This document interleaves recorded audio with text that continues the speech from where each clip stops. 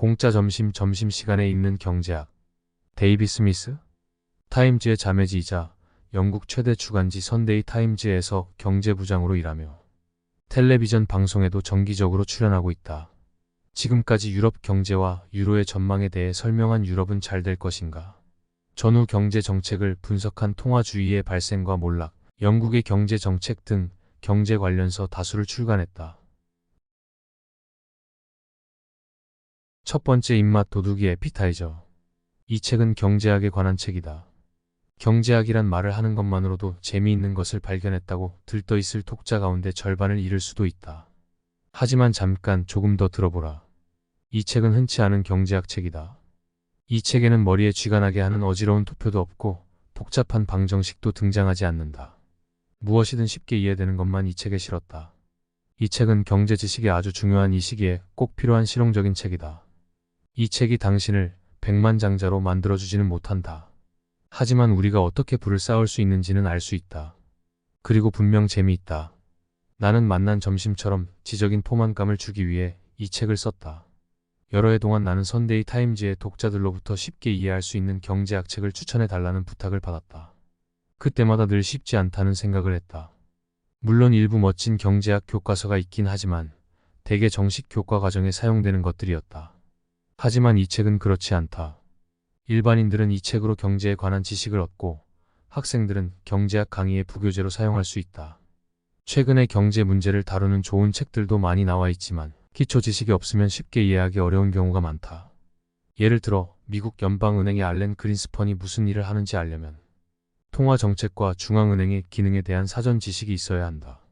또 정치가들이 경제를 제대로 다루고 있는지 평가하려면 몇 가지 기본적인 도구를 알고 있어야 한다. 왜 공짜 점심이란 없는 것일까? 이 책의 제목이 왜 공짜 점심 프리런치일까? 궁금한 분이 있을 것이다. 한 가지 분명한 것은 경제에 관한 책을 마치 요리책인 것인 양속여 판매를 늘리려는 의도는 아니다. 공짜 점심이라는 제목을 붙인 이유는 경제학에 공짜 점심 같은 것은 없다는 유명한 말이 있기 때문이다. 공짜 점심은 없다는 말은 그 어느 것도 공짜로 얻을 수 없다는 뜻이다. 언론인으로서 나는 종종 점심 초대를 받는데 다른 누구보다 이 말을 가슴에 새기곤 한다. 그런데 이렇게 유명한 말의 기원에 대해서는 정설이 없다. 많은 사람들은 이 말이 밀턴 프리드먼에게서 나왔다고 하지만 영국의 옥스퍼드 인용구 사전에는 말의 출처가 분명하지 않다고 나와 있다. 공짜 점심이라는 말은 1960년대에 처음으로 미국 대학의 경제학과에서 사용되기 시작했지만 처음으로 활자화된 것은 교과서나 학술 논문이 아니라 1966년 공상과학 소설가인 로버트 헤일레인의 작품에서였다고 한다. 그러나 내가 볼 때 이 말은 훨씬 더 이전부터 사용되었다. 샌프란시스코 뉴스는 1949년 사설에서 공짜 점심이라는 말을 사용했는데 사실 1938년에 쓰여진 사설을 다시 게재한 것이었으므로 시작은 1938년이라고 할 수 있다.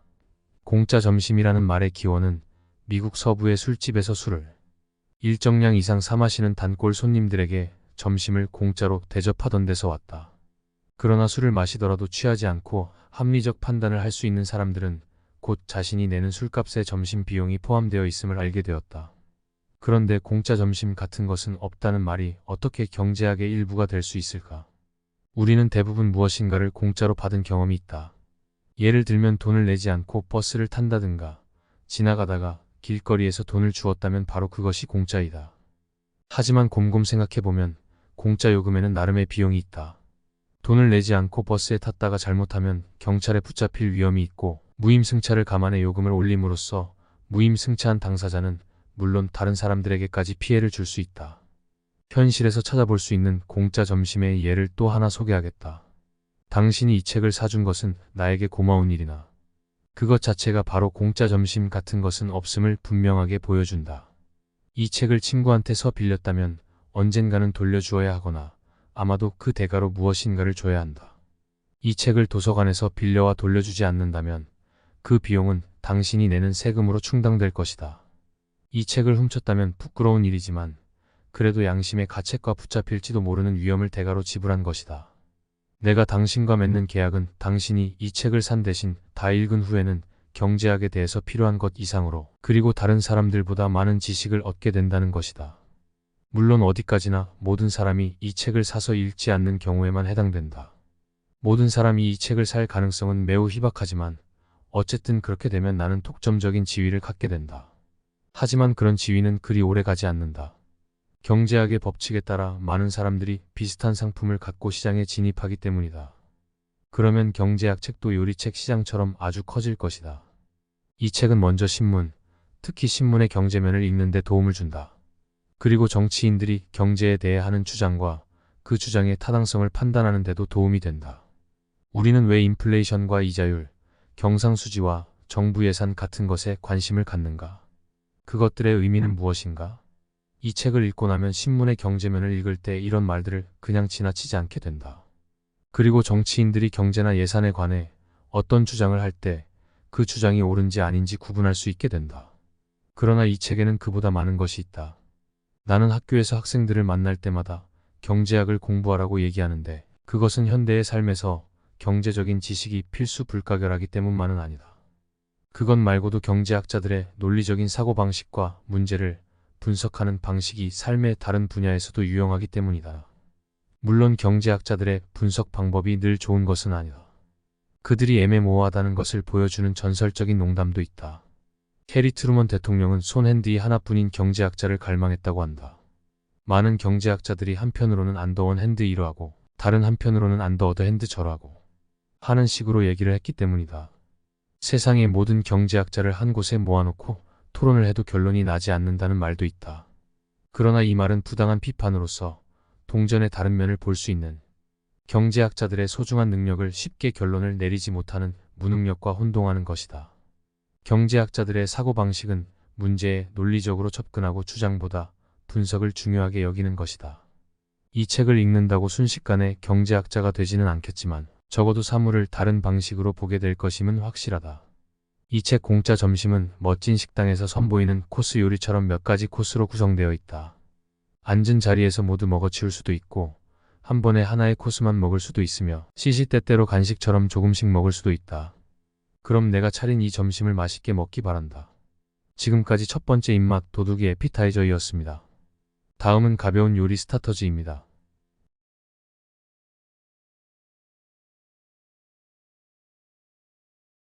데이빗 스미스 공짜 점심시간에 읽는 경제학. 이 가벼운 요리 스타터즈. 경제학 책을 보면 대개 이런 말부터 시작한다. 경제학은 무한한 욕망의 충족을 위해서 희소한 자원을 어떻게 배분할 것인가를 연구하는 학문이다. 그리고 아주 유명한 경제학 책에는 이렇게 쓰여 있다. 경제학은 사회가 무엇을, 어떻게, 누구를 위해 생산할 것인지에 대한 학문이다.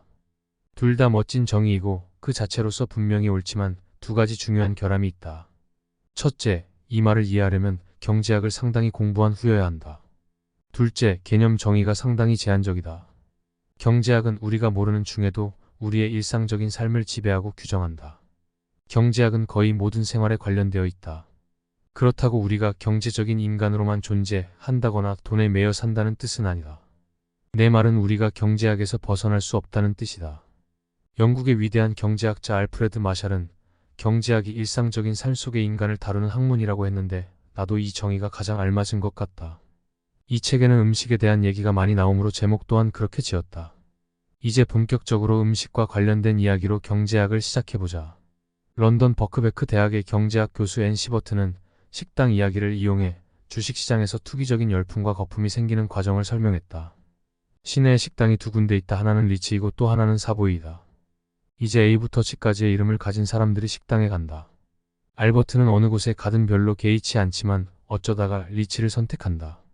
벤은 사보이를 조금 더 좋아하지만 알버트가 리치에 있는 것을 보고 그곳이 더 나을 것이라고 생각한다.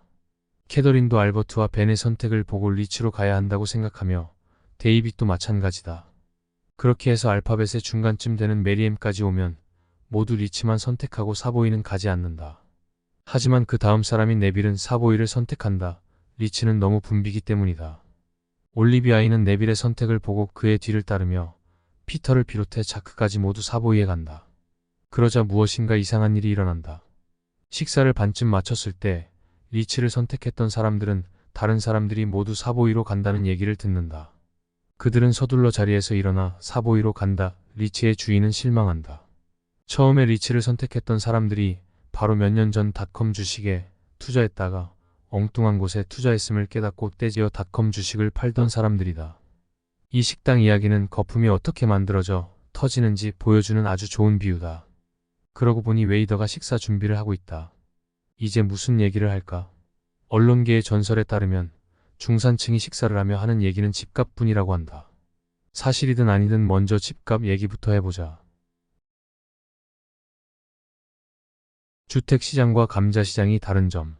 보통 주택시장에 관한 이야기가 나오면 몇 가지가 빠지지 않고 등장한다. 어떤 사람은 집값이 너무 많이 올랐으니 곧 떨어질 것이라고 하고, 어떤 사람은 아직도 오를 여지가 많다고 주장한다. 집을 사야 하는지 주식을 사야 하는지에 관한 얘기도 반드시 등장한다. 모두 집을 사서 이득을 보았다고 나름대로 자랑을 한다. 집을 사는 것은 20세기에 유행하는 경제적 현상의 하나이다. 영국인 중 약 70%가 집을 갖고 있거나 융자금을 얻어 집을 산다. 캐나다, 미국, 호주도 마찬가지다. 스페인은 다소 높아 80%에 육박한다. 독일은 다소 낮은 50% 정도이며 대개 나이가 들어서야 집을 산다. 집에 대한 우리의 집착은 이해할 만하다. 그런데 아쉽게도 모든 시장이 그렇듯이 주택시장도 아주 복잡하다. 잠시 감자의 가격에 대해 생각해보자. 최근 감자 가격이 아주 많이 올랐다고 하자. 경제학자든 경제학자가 아니든 전자는 오랜 동안의 연구 끝에 후자는 본능적으로 이 현상을 어떻게 분석해야 하는지 안다. 감자 가격이 많이 오르면 쌀이나 국수 같은 대용품을 사는 사람이 많아지고 감자에 대한 수요는 줄어든다. 가격이 높으면 구매를 주저하게 되고 가격이 낮으면 구매를 유도한다. 그러나 감자를 공급하는 이들에게 끼치는 영향은 정반대다. 가격이 높으면 공급을 더 많이 하도록 유도하고 가격이 낮으면 공급을 줄이도록 영향을 미친다. 농산물의 특성상 감자의 공급량을 갑자기 늘리는 것은 물론 쉽지 않다. 또 야채 같은 농산물의 가격은 계절마다 크게 차이가 난다. 농부들이 가격에 어떻게 반응하는가와 날씨에 따라 농산물의 공급이 크게 변하기 때문이다. 공급이 부족해서 감자 가격이 올라갔지만 이런 상태는 오래가지 못한다. 다른 농산물의 가격이 상대적으로 싸기 때문에 감자에 대한 수요가 줄어들기 때문이다. 반면 가격이 올라 이윤을 더 남길 수 있기 때문에 감자의 공급은 늘어난다. 그 결과 감자의 가격은 다시 떨어진다. 이 모든 것에는 상당한 정도의 경제학이 있지만 우리가 기억해야 할 것은 첫째, 가격이 높을수록 수요는 낮아지지만 공급은 정반대로 높아진다는 것. 둘째, 가격은 수요와 공급의 상호작용에 의해 결정된다는 것이다. 감자의 경우 가격은 더 많이 사고 싶을 만큼 떨어지기는 하지만 공급자의 생산 의욕을 떨어뜨릴 정도로 하락하지는 않는다. 이렇게 시장은 수요와 공급이 일치함으로써 평형 내지 균형을 이루도록 만든다. 시장은 평형, 즉 수요와 공급의 균형을 향해 움직이는 경향이 있으니 정말로 놀랍다. 이 점을 잘 기억하면 시장 경제학을 이해하는 실마리를 잡은 셈이다. 주택은 왜 레몬이 되지 않을까? 식탁에서 감자 얘기만 한다면 다소 슬프고 이상한 식사가 될 것이다. 다시 주택 가격으로 돌아가 보자. 많은 사람들이 주택 가격은 대개 오르기만 한다고 생각한다. 1930년대에 대공황으로 주택을 비롯한 거의 모든 물건 가격이 떨어질 때 런던 시내와 교외에는 주택 건축 붐이 일어나 신도시가 만들어졌다. 당시에 250파운드였던 방 3개짜리 집은 현재 15만 내지 20만 파운드나 나간다. 그리고 당시 850 내지 1500파운드에 팔렸던 집들은 현재 60만에서 100만 파운드에 거래되고 있다. 이를 보고 주택 가격이 정말 극적으로 올랐구나 생각할 수 있지만 사실 다른 물건들의 가격도 그동안 크게 올랐다.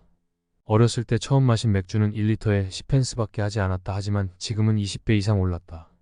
이 모든 것은 인플레이션 때문이다. 그러나 주택 가격이 다른 것보다 훨씬 많이 올랐다는 것은 분명하고 이에는 당연히 이유가 있다.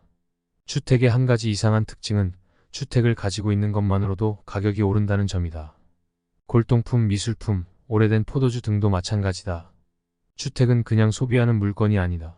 주택은 자산이기도 하다. 다른 상품은 쓰면 쓸수록 가격이 떨어진다. 구입한 지 10년 된 컴퓨터를 생각해보라. 자동차는 또 어떤가? 새 차를 사면 영업소에서 끌고 나오자마자 가격이 20%가량 떨어진다. 2001년 노벨 경제학상을 수상한 유명한 경제학자 조지 에컬로프는 1970년에 발표한 논문 레몬 시장에서 그 이유를 설명했다. 여기서 레몬이라는 말은 미국말로 불량품이라는 뜻이다. 자동차 주인이 새 차나 다름없이 깨끗한 차를 중고시장에 팔려고 할 때 구매자는 즉시 차에 무엇인가 문제가 있을 것이라고 생각한다. 다시 말해 불량품인 레몬이라고 생각한다. 그래서 구매자는 차의 가격을 전부 지불하지 않으려고 한다. 차가 완벽한 경우에도 마찬가지다. 판매자만이 차가 완벽한지 아닌지 알 수 있고 구매자는 제대로 알 수가 없다. 경제학자들은 이런 상태를 정보의 비대칭 에이시머트리 오브 인포메이션이라고 부른다.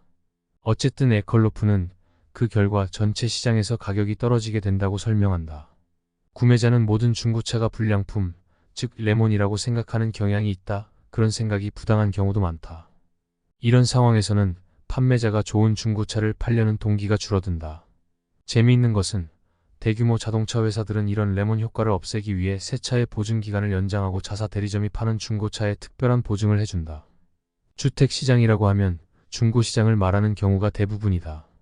매년 새 집이 지어지기는 하지만 그 숫자는 미미해서 기존의 주택수에서 1% 정도밖에 증가되지 않는다.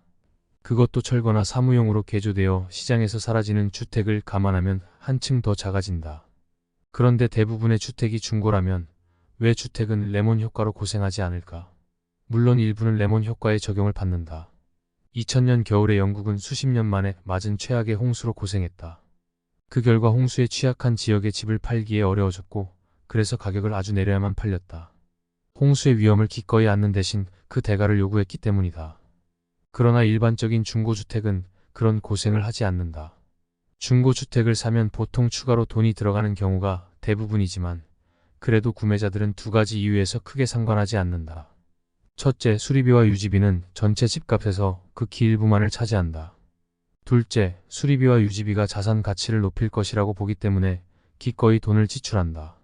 주택과 관련한 논란 중 하나가 바로 나중에 집을 팔 때 그동안 집에 투자한 금액을 회수할 수 있는가의 여부, 다시 말해 집을 새로 수리했다면 수리나 개조를 하지 않은 다른 집보다 값을 더 많이 받을 수 있는가의 여부이다. 이 문제는 부동산 개발업자에게는 최대의 관심거리겠지만 일반적인 집 주인이라면 수리하는 목적이 그것 때문만은 아니다. 수리와 개조를 통해 얻어지는 이익은 자산으로서 집의 가치가 높아지는 이득뿐만 아니라 따뜻하고 편안한 집에서 살게 되는 소비의 이득도 있는데 이 둘을 분리하기란 아주 힘들다. 이왕 말이 나왔으니 집과 관련해 신문에 종종 나오는 또 다른 주제를 다루어 보자. 당신은 집값의 상승과 투자 주식의 가치 상승을 비교할 수 있는가? 대개는 그렇지 않다. 이 둘을 비교하려면 집의 사용에서 비롯되는 비금융적 혜택, 즉 따뜻함과 편안함 같은 것의 가치를 측정할 수 있어야 하기 때문이다. 주식은 이런 것을 제공하지 않는다 뿐만 아니라 융자를 받아 주식을 사는 경우는 그리 많지 않다. 집과 주식의 가치를 비교하는 것은 사과와 배의 가치를 비교하는 것과 같다. 부동산 개발업자에게도 그런 계산은 쉬운 일이 아니다. 장기적으로 볼 때 주식 투자자는 대부분 주식 배당금을 소득으로 취하지 않고 재투자한다. 이를 집주인의 입장에 적용해보면 임대소득을 다른 부동산에 투자하는 것에 해당된다. 그래서 비교 대상은 하나의 집과 주식이 아니라 부동산 포트폴리오 전체의 가치 상승과 주식시장 전체의 가치 상승이 되어야 한다. 집값은 왜 오르나? 경제학에서 늘 등장하는 한 가지는 소득과 집값의 관계이다. 집값이 오르는 것은 소득이 많아지기 때문이다. 소득과 집값의 비율, 즉 정규직 근로자의 평균 소득에 대한 평균적인 집값의 비율은 장기적으로 대략 3.5 이상이며 대개는 3과 4 사이에서 오르내린다. 즉 평균 소득이 1년에 2만 파운드라면 평균적인 집값은 7만 파운드가량이 된다. 왜 이런 관계가 성립하는지 이해하기는 쉽다. 만약 집값이 오르지 않고 1930년대 수준에 머물러 있다고 한다면 평균적인 수입을 올리는 사람이 집 한 채 사서 25년 동안 융자금을 갚는 대신 1년 안에 런던 교외에 집 몇 채를 살 수 있다. 여기서 다시 수요와 공급이 등장한다. 이 경우 집에 대한 수요가 증가하지만 그렇다고 모두 집을 여러 채 사고 싶어 한다는 뜻은 아니다. 그보다는 집 한 채에 지불할 수 있는 금액이 크게 늘었다는 뜻이다. 다시 말해 이제 모두 집 한 채 사는데 전보다 많은 돈을 지불할 수 있게 되었으므로 경쟁이 생기고 경쟁 때문에 집값은 올라간다. 소득 증가는 집값을 끌어올린다. 그리고 소득은 그동안 꾸준히 높아졌다. 영국의 경우 평균 소득이 인플레이션 비율보다 매년 2% 높았다. 그러니까 소득이 실질적으로 높아진 것이다. 40년 전 영국인들의 평균 소득은 연간 수백 파운드에 지나지 않았다. 그 후 평균 소득은 25배 높아졌지만 물가는 15배밖에 오르지 않았다.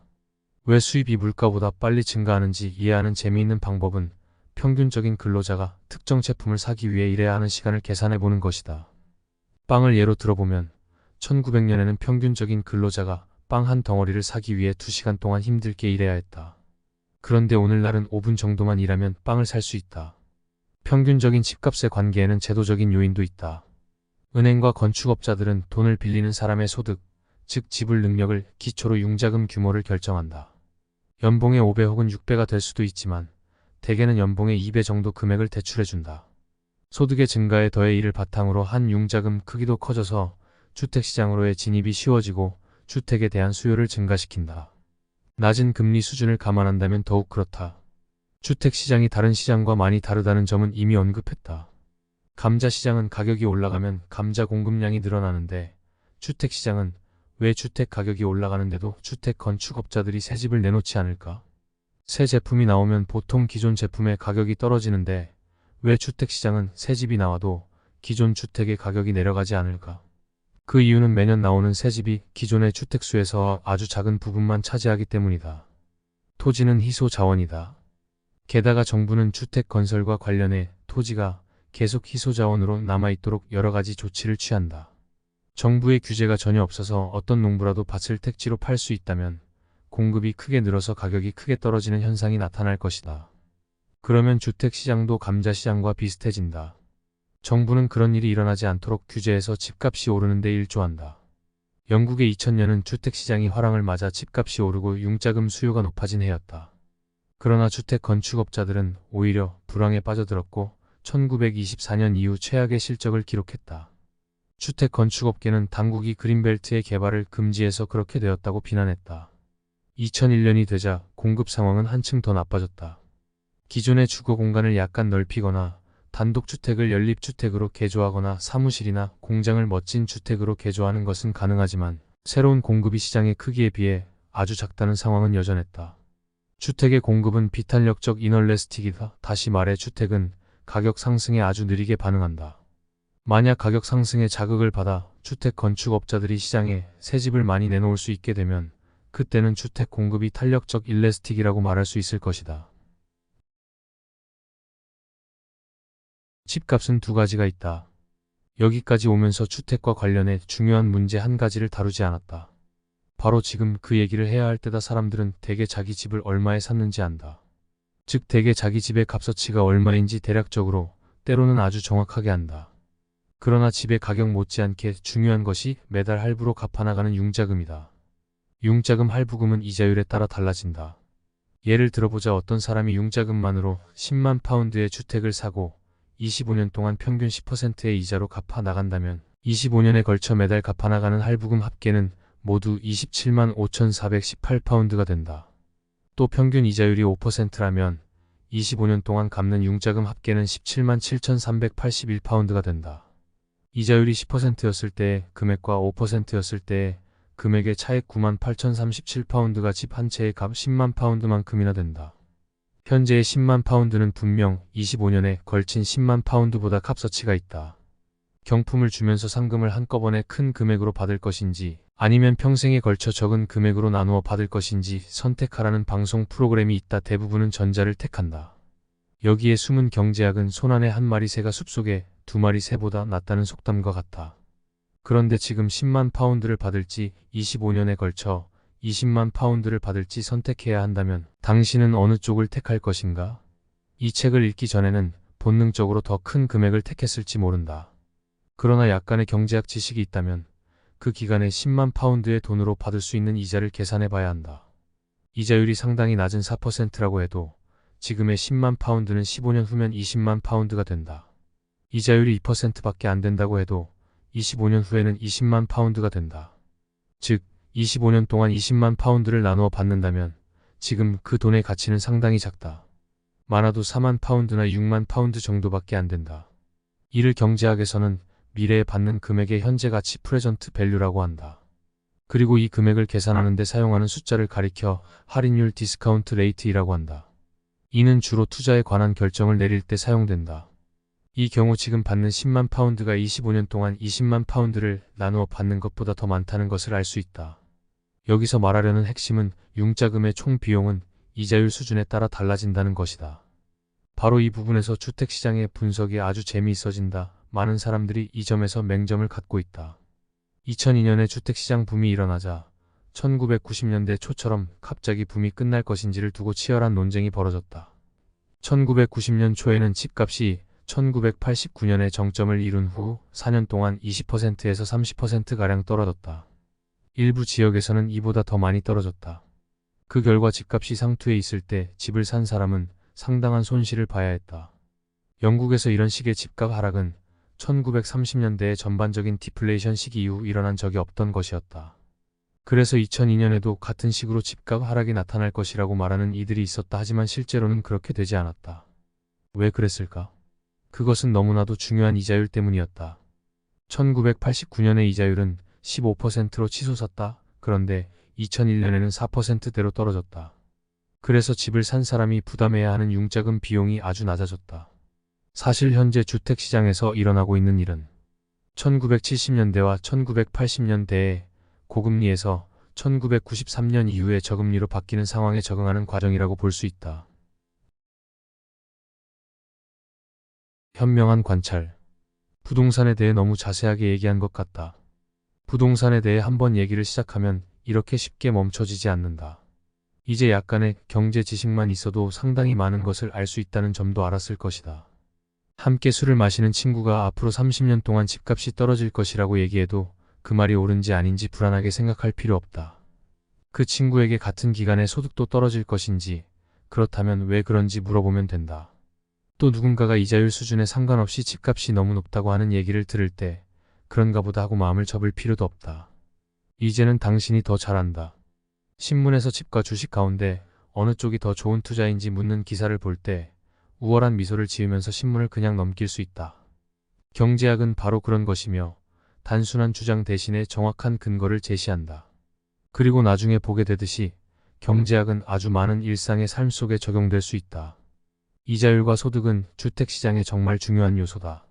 그러나 아직 이자율과 소득을 결정하는 요인이 무엇인지는 모른다. 이제 이에 대한 설명을 찾아보자. 모두 한 번쯤은 들어서 알고 있듯이 경제학에서 개별적인 시장은 미시경제학 마이크로에코노믹스의 대상이고 그에 반해 이자율과 소득 증가는 거시경제학 매크로에코노믹스의 대상이다. 즉, 이자율과 소득은 경제 전반과 관련이 있다. 미시는 작은 것이고 거시는 큰 것이다. 주택은 이 점에서도 특이하다. 경제학자들은 감자나 주택시장을 미시경제학의 영역으로 다루겠지만 주택시장은 아주 중요해서 거시경제학의 영역으로 볼 수도 있다. 이 모든 것은 경제정책에 관한 장을 통과하면서 분명해질 것이다. 이제 포도주를 한 모금 마신 후에 첫 번째 코스 요리를 맛보기로 하자. 지금까지 데이빗 스미스의 공짜 점심시간에 읽는 경제학 이 가벼운 요리 스타터즈이었습니다.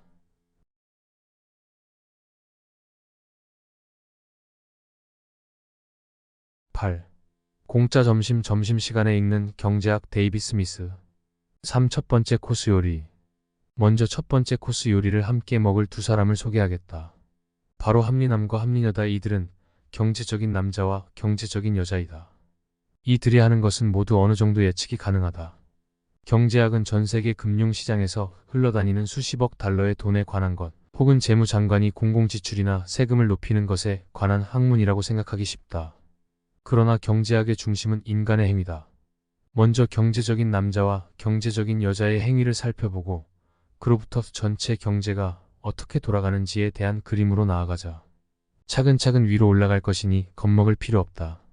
자, 그럼 시작해보자. 인간의 행위는 예측 가능한가? 많은 사람들은 인간의 행위가 예측 가능하다는 생각에 선뜻 동의하지 않는다. 인간의 행위란 본질적으로 예측할 수 없는 것이라고 생각한다. 경제적인 사람이란 교과서에 등장할 수는 있지만 실제 현실 생활에는 존재할 수 없다고 생각한다. 당신이 나와 비슷한 사람이라면 무엇인가 멍청한 것을 사거나 이해하기 힘든 경제적 결정을 내리는 때가 많을 것이다. 내가 왜 충동적으로 새로운 셔츠를 사는지 혹은 버스를 타지 않고 걸어서 출근하는지 경제학이 설명할 수 있을까? 도심의 거리를 공중에서 내려다보면 사람들이 마치 한때의 개미처럼 제멋대로 바쁘게 움직이는 모습이 보이는데 과연 이들의 행동을 경제학이 설명할 수 있을까? 언뜻 봐서는 원칙이 없는 듯 보이지만 개미떼도 제멋대로 움직이는 것은 아니다. 경제학의 핵심은 인간의 행위가 예측 가능하다는 데 기초하고 있다. 예를 들어 어떤 물건의 가격이 떨어지면 그 물건을 더 많이 산다. 여기에는 이해하기 어려운 것도 놀라운 것도 없다. 하지만 이런 얘기를 사이비 과학의 횡설수설이라고 생각하는 사람들이 많다. 영국이 경제적으로 아주 어려웠던 1974년에서 79년에 재무장관을 지낸 데니스 힐리는 경제학자들의 조언을 달갑게 여기지 않았다. 그는 경제학을 크게 믿지 않았다. 힐리는 자서전에서 경제학 이론이 많은 통찰력을 주기는 하지만 경제적인 행위란 해마다 다르고 국가마다 다르기 때문에 정부의 행동에 큰 도움은 못 된다고 썼다. 하지만 힐리의 이러한 주장도 경제학의 원칙과 크게 다르지 않다. 사람들의 행위가 해마다 그리고 국가마다 다르다는 그의 말은 많은 경제학자들도 동의하는 것이다. 그가 장관으로 재직하던 기간의 인플레이션율은 26% 이상이었고 주식시장의 가치는 3분의 2나 떨어졌으며 세계 경제는 유가 폭등으로 몸살을 앓았다. 영국은 국가 부도의 위기에 직면해 IMF의 지원을 받아야 했다. 기본적인 경제적 행위는 변하지 않지만 이런 경제적 행위에 영향을 끼치는 요인은 변한다. 당시 경제적 행위에 영향을 끼친 요인들은 전에는 경험한 적이 없는 생소한 것이었다. 또 하나의 요점은 사실 경제적인 행위는 비슷한 상황이라도 시기가 다르면 반응도 다르다는 것이다. 만약 싸구려 콘도에 가입한 적이 있다면 다시 그런 유혹을 받을 때는 다른 행동을 보일 것이다. 또 유가가 다시 폭등한다면 그때는 주식시장에서 돈을 뺄 것이다. 이런 학습 과정은 바로 합리적인 경제 행위의 일부다. 그렇다면 예측 불가능한 것들에 대해서는 어떻게 생각해야 할까? 내가 어느 날 자주색 줄무늬 셔츠를 사기로 결정한다면 내가 왜 그런 결정을 내리는지 누가 설명하거나 예측할 수 있을까? 모두가 특정한 날에 자주색 줄무늬 셔츠를 사거나 한동안 아무도 셔츠를 사지 않는다면 그것은 또 어떻게 설명할 수 있을까? 그 답은 그런 우리가 충분히 많을 때 예측 불가능한 일부 행위는 무시해도 좋다는 것이다. 우리는 생각처럼 그렇게 예측 가능한 존재가 아니다. 경제학자는 당신이 언제 자주색 셔츠를 살지 예측할 수 없으며 또 왜 당신이 특정한 색깔을 좋아하는지도 설명할 수 없다. 하지만 경제학자는 당신의 소득을 보면서 장기적으로 어떤 셔츠를 살 것인지 알 수 있다. 기업이 우리에게 물건을 팔기 위해 기를 쓰고 구매 습관에 대한 정보를 얻으려는 이유가 바로 여기에 있다. 모두가 제멋대로 행동한다면 그럴 이유가 없다. 당근과 채찍. 스티븐 렌즈버그는 안락 의자의 경제학자라는 뛰어난 책에서 다음과 같은 얘기를 한다. 경제학의 핵심은 사람은 동기에 반응한다는 세 단어로 요약할 수 있다. 나머지는 모두 부연 설명에 불과하다. 우리는 감자에 관한 얘기에서 이 점을 다루었다.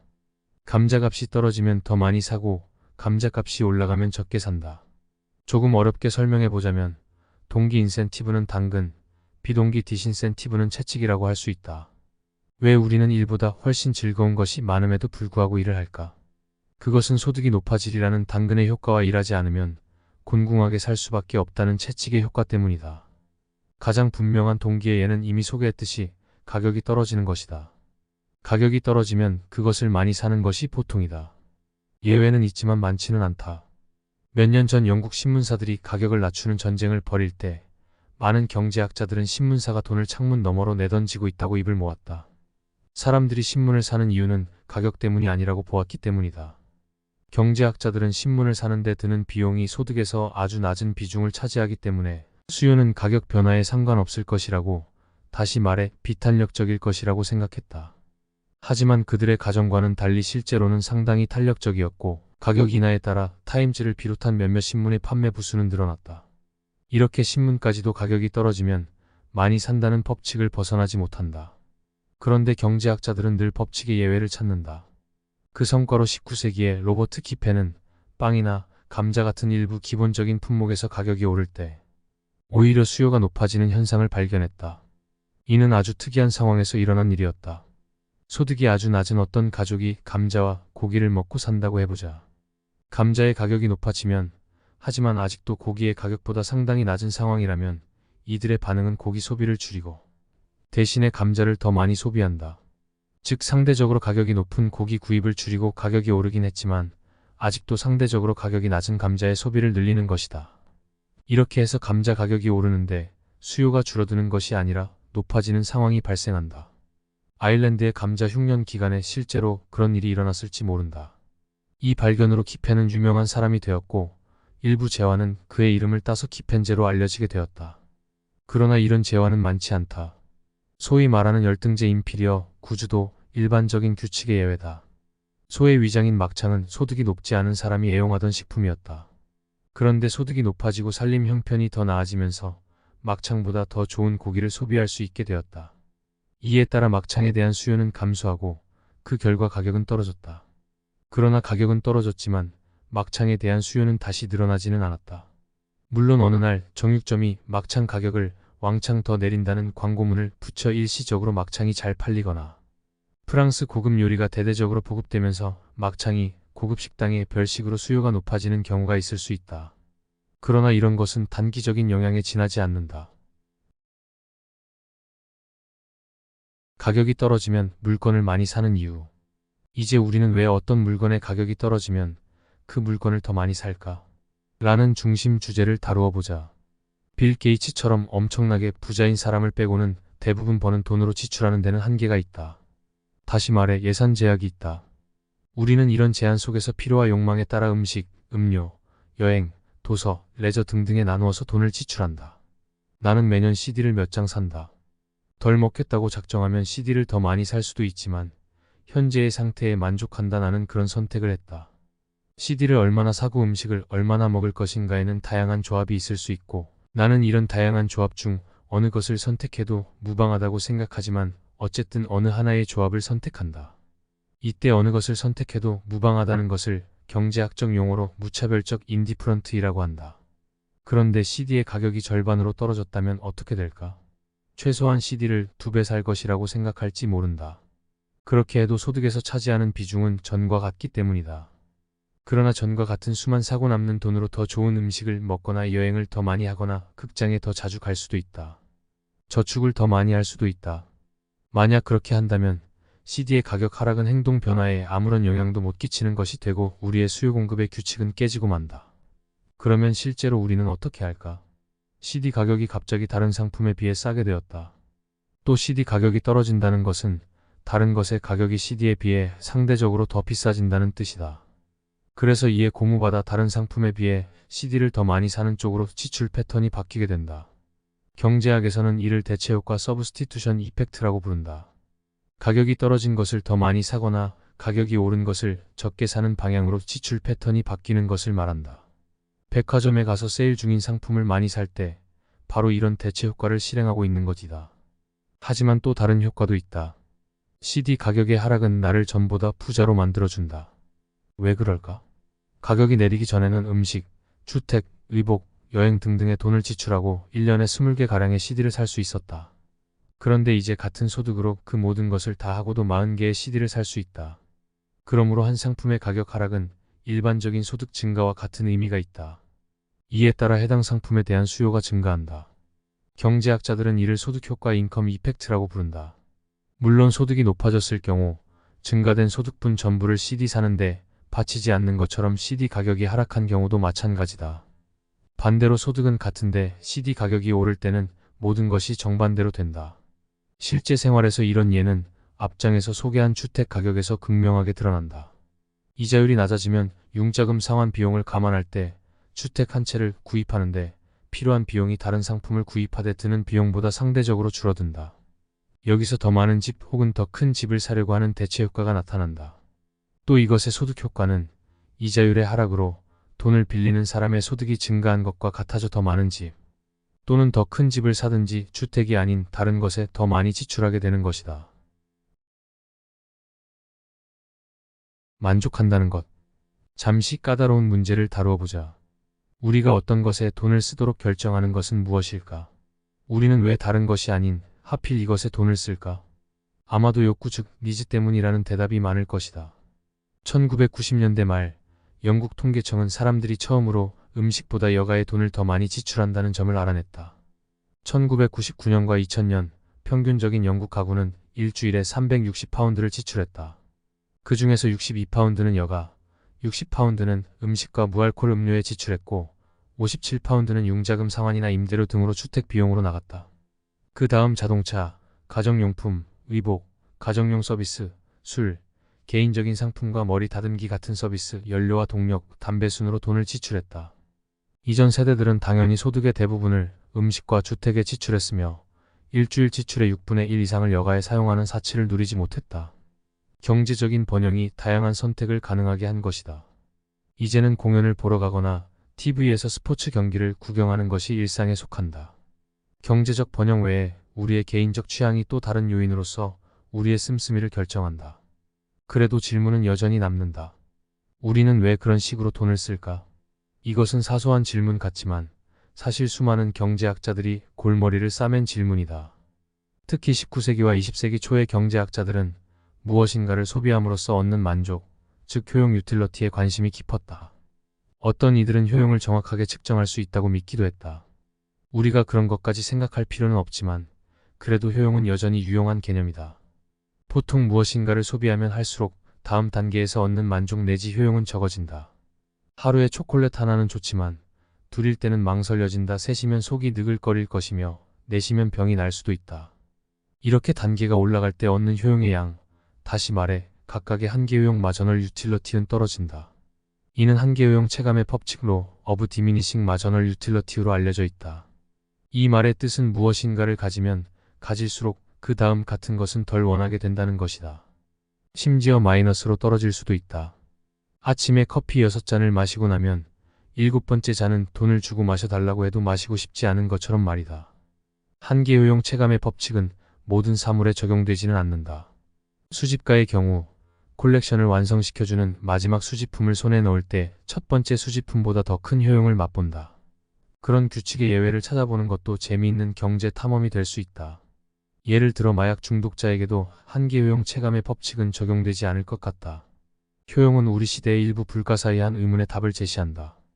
왜 사람들은 그렇게도 많은 건강식품을 두고 굳이 컵라면을 사 먹는 것일까? 왜 학생들은 빌린 학자금을 단 한 번의 파티에 써버리지 않을까? 이것은 모두 효용과 관련이 있다. 우리는 모두 무의식적으로 효용을 극대화하려고 애쓴다. 다시 말해, 우리는 가장 큰 만족을 얻으려고 애를 쓴다. 힘들게 번 돈을 술집에 가서 한꺼번에 모두 써버린다면 효용을 극대화하는 행위가 아니다. 그러면 즉시 한계 효용 체감의 법칙이 작용하기 때문이다. 그래서 고급 요리와 컵라면을 번갈아 먹으면서 한계 효용을 극대화할 수도 있다. 학생들을 보면 고급 요리보다는 엄청난 양의 맥주와 컵라면을 번갈아서 먹으면서 효용을 극대화하는 것 같다. 그런 학생들이 어째서 빌린 학자금을 단 한 번의 파티로 날려버리지 않는가 하는 이유에 대해 말해보자면 그렇게 했다가는 평생 알거지로 살기 때문에 학자금의 효용을 극대화할 수 없다는 것이 정답이다. 인센티브는 어디서나 효과가 있다. 동기 즉 인센티브는 경제학뿐 아니라 삶의 다른 분야에서도 아주 중요한 요소다. 미국의 경제학자 게리 베커는 1992년에 미시 경제 분석을 다양한 인간 행위와 상호작용에 확대시킨 공로로 노벨 경제학상을 받았다.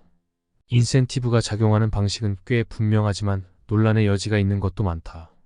예를 들어 살인을 어떻게 줄일 수 있을까? 모든 살인자에게 사형 선고를 내리면 된다.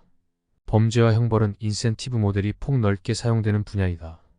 자동차의 과속을 막는 가장 좋은 방법은 무엇일까? 과속의 위험을 알리는 것일까? 아니면 도처에 카메라를 설치하고 위반자에게 벌금을 매기는 것일까? 현재 영국 정부는 후자를 강조하고 있다.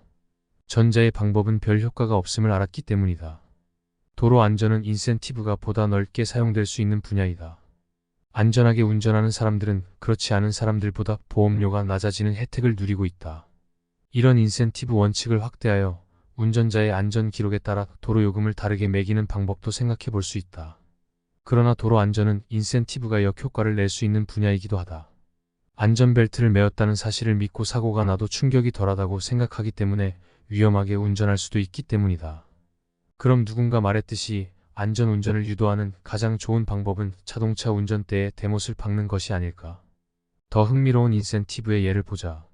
대부분의 서구 사회에서는 일부 다처제가 금지되고 있다. 왜 그럴까? 언뜻 보면 일부 일처제는 남자들이 자신의 이익에 반해 여자들을 위해 만든 법처럼 보인다. 이런 주장은 대부분의 남자가 일부 다처제를 좋아한다는 가정에 근거하는데 사실이 그런지는 알 수 없다. 많은 남자들이 아내는 하나만으로 충분하다고 주장하기 때문이다. 또 남녀 비율이 비슷한 사회에서 일부 다처제를 하면 노총각이 무더기로 생기게 된다. 또 일부 다처제라면 아내들의 충실함이 덜할 것이고 부자들의 유혹에 쉽게 넘어갈 가능성도 높다. 따라서 이 경우에도 인센티브가 작용한다. 남자들은 그런 경쟁을 원하지 않는다. 그래서 남자들 자신이 일부 다처제를 금지하는 것이다. 나아가 이를 더 확대해서 살펴볼 수 있다. 예를 들어 직장에서 여성의 지위를 주장하는 진보적인 태도가 공정심의 발로인지, 아니면 남자들이 소파에 누워 텔레비전으로 스포츠 경기를 보고 싶어서인지 그 이유를 따져볼 만하지 않은가. 스티븐 렌즈버그는 사회에서 동기가 수행하는 역할에 대해 또 하나의 흥미로운 관점을 제시한다. 그는 왜 전 세계, 특히 미국에 비만이 널리 퍼져 있는지 묻는다. 일반적인 설명은 TV와 자동차, 햄버거 같은 패스트푸드의 영향 때문이라는 것이다. 이것들 모두 그럴듯한 이유다. 요즘 걸어서 학교에 가는 아이들은 많지 않다. 그래서 어린 시절의 운동 부족이 뚱뚱한 아이를 만든다. 그런데 사람들은 왜 몸무게를 줄이지 않을까? 왜 비만의 위험을 알면서도 살을 빼지 않을까? 렌즈버그의 설명에 따르면 그것은 체중을 줄일 만한 동기가 없기 때문이다. 그는 이렇게 얘기한다. 1990년대에 들어 콜레스테롤을 크게 줄이고 평균 수명을 높이는 신약이 많이 출현했다. 이렇게 끊임없이 의학이 발전해 가고 있기 때문에 사람들은 날씬해질 필요를 못 느낀다. 물론 비만은 나쁜 것이지만 전처럼 그렇게 나쁘지는 않다. 건강을 위협하는 비만을 해소하는 데 드는 비용이 줄어들었으므로 전보다 비만을 더 많이 선택하는 것은 합리적인 선택이다. 유전자 해독으로 의학이 더욱 발전하면 비만을 없애는 데 드는 비용은 한층 더 낮아질 것이다. 지금 비만 인구가 증가하고 있는 것은 미래의 의학 발전에 대한 합리적 기대를 반영하는 것일 수도 있다. 렌즈버그는 또 왜 저지방 음식이 비만을 오히려 조장하고 있는지도 밝힌다. 아이스크림 한 스푼이 체중을 10파운드 늘린다고 생각해보자.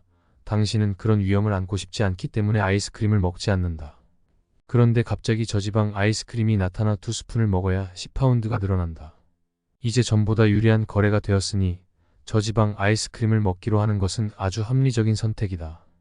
이렇게 저지방 식품이 나온 결과 합리적 선택에 의해 결국 살이 더 찌게 된다. 이렇듯 경제학자들은 모든 것에 설명을 갖고 있다. 왜 키가 큰 사람들이 성공하는 비율이 많을까? 일반적인 설명은 고용자들이 키 큰 사람을 리더의 자리에 앉히고 싶어 한다는 것이다. 증거는 희박하다. 만약 증거를 댄다면 키 작은 사람들이 공정하지 못하다고 목소리를 높일 것이다.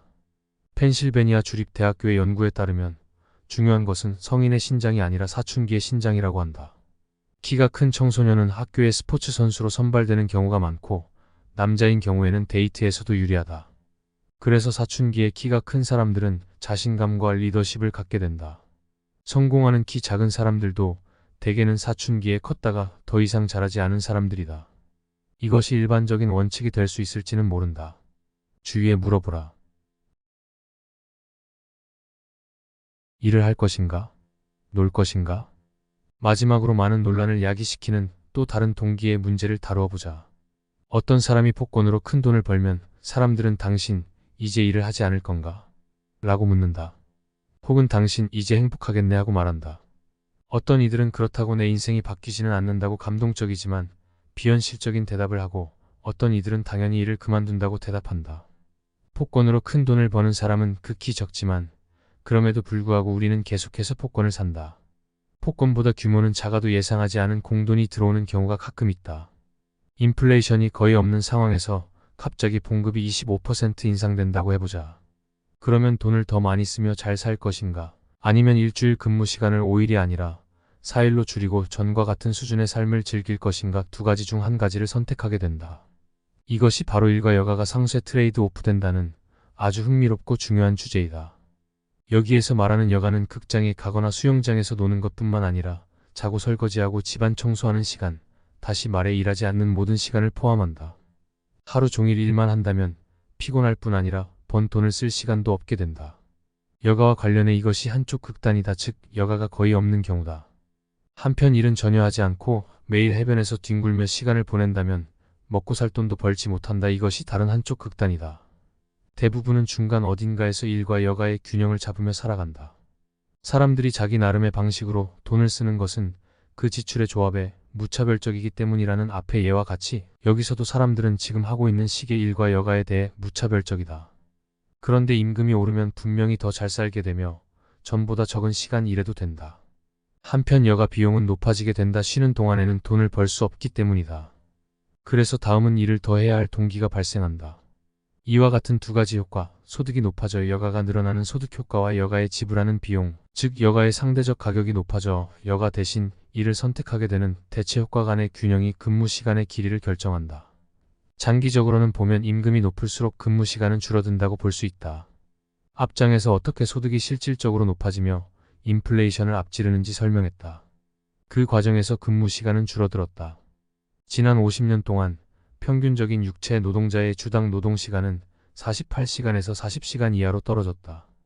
평균적인 사무직 노동자의 근무 시간도 비슷하게 줄어들었다. 경제가 발전하면 여가에 대한 수요가 높아진다. 다시 말해 소득 효과가 대체 효과를 능가한다. 왜 그런지 다시 설명하면 소득 증가로 여가 시간을 더 많이 살 수 있게 되었고 대부분의 사람들이 그렇게 하기로 선택하기 때문이다. 그런 과정이 1990년대에 끝이 났다고 보는 사람도 있다. 많은 관리직 및 사무직 노동자들이 법정 근로시간보다 오래 일하고 때로는 일을 집에까지 가져가야 하는 사태를 목격하게 되었기 때문이다. 특히 미국과 영국에서는 부업을 가져야 하는 경우가 많아졌다. 근무 시간도 나라마다 제각기 다르다. 미국인들은 1년에 1900시간 이상 일하지만 독일과 영국은 각각 1600시간과 1700시간 일한다. 세금을 낮추면 일을 더 열심히 할까? 일과 세금은 경제 정책과 관련해서 상당히 중요하다. 1980년대 대처 여사가 영국의 총리였고 레이건이 미국의 대통령이었을 때 두 나라는 동기의 역할을 중시해 소득세 감면으로 동기를 부여하는데 상당한 역점을 두었다. 세금을 낮추면 손에 쥐는 돈이 많아지므로 더 열심히 일하고 반면 세금을 높이면 일을 덜 할 것이라는 논리였다. 그런데 당혹스러운 일이었지만 스털링 대학 척 브라운 교수의 연구 결과에 따르면 사실은 정반대임이 밝혀졌다. 세금이 낮아졌다고 해도 일하는 것에는 별 차이가 없거나 오히려 전보다 적게 일하는 결과가 나왔다. 반면 세금을 높이면 세금을 낸 후에 소득 수준을 유지하기 위해 더 열심히 일할 수밖에 없었다. 이를 둘러싸고 격렬한 논쟁이 벌어졌지만 누구의 주장이 옳은지는 분명히 밝혀지지 않았다. 그리고 대부분의 사람들은 회사가 규정한 근무 시간을 바꿀 입장이 못 되었다. 그런데 세금 변화가 근로의욕에 영향을 주는 분명한 경우가 한 가지 있다. 바로 여자들이다. 과거 영국에서는 기혼 부부를 합산해서 세금을 매겼다. 이에 따라 시간제로 일하는 여자들도 남편의 높은 세율에 따라 세금을 내야 했다. 이는 1970년대에 최고 83%에 달했고 1980년대에도 고액 납세자의 경우 60%에 이르렀다. 상황이 그러자 많은 부부들이 굳이 여자가 일할 필요가 없다고 생각하게 되었다. 그러다가 1980년대 후반에 분리과세 제도가 도입되었다. 그러자 모든 것이 변했다. 이제 남편의 소득과 상관없이 독자적으로 따라서 낮은 세율을 적용받게 된 여자들은 너도 나도 일터로 향하기 시작했다. 이제까지 많은 것을 다루었지만 아직도 코스 요리가 많이 남았다.